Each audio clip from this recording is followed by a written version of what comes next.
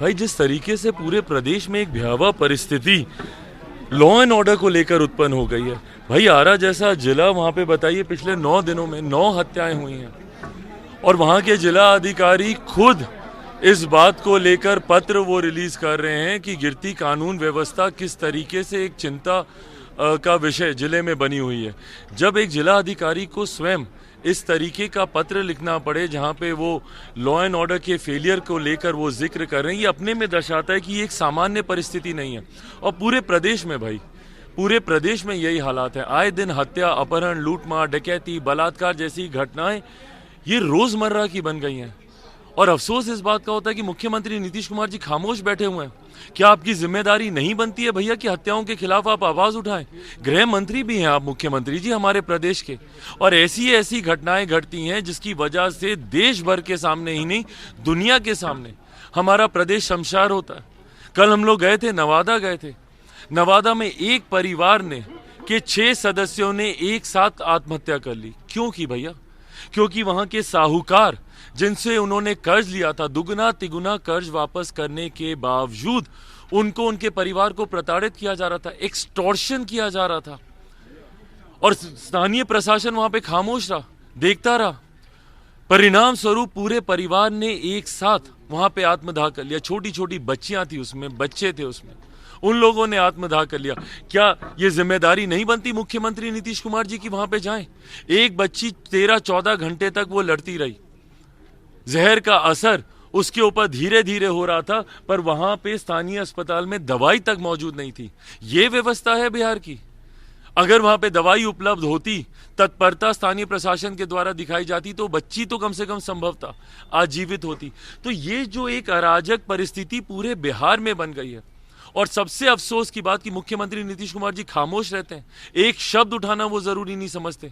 क्यों नहीं जाते भैया ऐसे जिलों में जहां पे हत्याएं हो रही है?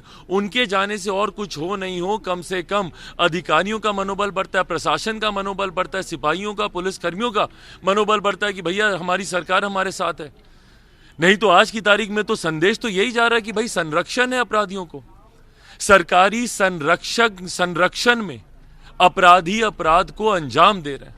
और हकीकत है भैया, क्योंकि कन्विक्शन ही नहीं हो रहा है। कन्विक्शन रेट 0 हो गया आज की तारीख में बिहार में।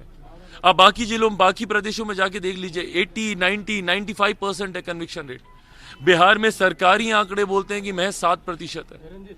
तो जब तक आपकी गिरफ्तारी नहीं होगी, अपराधियों को सजा नहीं मिलेगी, तो कैसे कानून का भय पैदा होगा अपराधियों में? अपराधियों को तो पता है भैया हम तो बड़े से बड़ा अपराध करेंगे, हम तो छूट जाएंगे, क्योंकि हमको कोई कुछ कहने वाला नहीं है, कोई कुछ बोलने वाला नहीं है। आप मुझे बता दीजिए ना, हाल फिलहाल के वर्षों में कौन सी ऐसी हत्या हुई है? कई ऐसी हत्याएं हैं जो कि सुर्खियां बनी है। किस अपराधी को सजा मिली है? हम लोगों ने से बड़ी घटनाएं देखी, पटना में, शहर में ऐसी ऐसी घटनाएं देखी। कौन सा ऐसा अपराधी है जिसकी गिरफ्तारी हुई हो और उसको सजा हुई हो? कोई भी नहीं। और इसकी जिम्मेदार पूरी तरीके से राज्य सरकार है। राज्य सरकार की मानसिकता अपराधियों को संरक्षण देने की है, और इन्हीं के संरक्षण की वजह से आज की तारीख में बिहार में अपराधियों का मनोबल इतना ज्यादा बढ़ा है। कुर्नी में भी उपचुनाव है, आप प्रचार करने जा रहे हैं भाजपा के साथ, आप 2 उपचुनाव में भी गए हुए थे, तो क्या इस बार भी कुर्नी में? मैं बिल्कुल जाऊंगा भाई। कुर्नी में हम लोग प्रचार भी करेंगे मजबूती से। और कुर्नी का भाई, पिछले 2 उपचुनावों ने कहीं ना कहीं बिहार की दिशा को तय कर दिया है। दोनों उपचुनाव ने इतना तो कम से कम दिखा दिया है कि मुख्यमंत्री नीतीश कुमार जी पूरी तरीके से अपना जनाधार खो चुके हैं। एक उदाहरण मैं आपको देता हूं, मोकामा का ही आप ले लीजिए। मोकामा में पिछली बार जनता दल यूनाइटेड के राष्ट्रीय जनता दल चुनाव लड़ी थी, तब भी 78,000 वोट पाई थी। ये जनता दल यूनाइटेड के आने के बाद भी महज 600-700 वोट उनका बढ़ा है।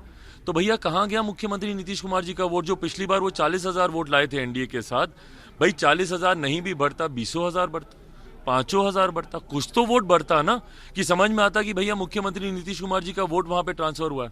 हकीकत है, जनता पूरी तरीके से, जनता का विश्वास मुख्यमंत्री नीतीश कुमार जी से उठ गया है। मुख्यमंत्री जी अपना जनाधार पूरी तरीके से बिहार में खो चुके हैं, और इसीलिए मैं कुर्नी के उपचुनावों को और ज्यादा सहज मानता हूं, क्योंकि यहाँ पे स्वयं जनता दल यूनाइटेड ही चुनाव लड़ रही है। भाई ये वही पार्टी है जिसको अकेले चिराग पासवान ने 2020 के चुनाव में तीसरे नंबर की पार्टी बना दिया था, जिसकी टीस आज भी जनता दल यूनाइटेड के राष्ट्रीय अध्यक्ष की जुबान पे रह रह के आती है जब वो कहते हैं कि भैया चिराग मॉडल ने हमें हराया, चिराग मॉडल ने हराया। तो पिछली बार तो अकेले ही मैंने हरा दिया था, इस बार तो भारतीय जनता पार्टी साथ में है। भाजपा के बी टीम भी बोलते भाई वो तो कुछ भी बोले, अपनी ए टीम पे तो काम करें भाई। वो हर किसी को, ओवैसी साहब वो बी टीम, ये बी टीम, चिराग बी टीम, ये बी टीम, अपनी ए टीम को आप खोते जा रहे हैं। राष्ट्रीय अध्यक्ष जनता दल यूनाइटेड जी से मैं आग्रह करूंगा कि अपनी टीम पे ध्यान दें।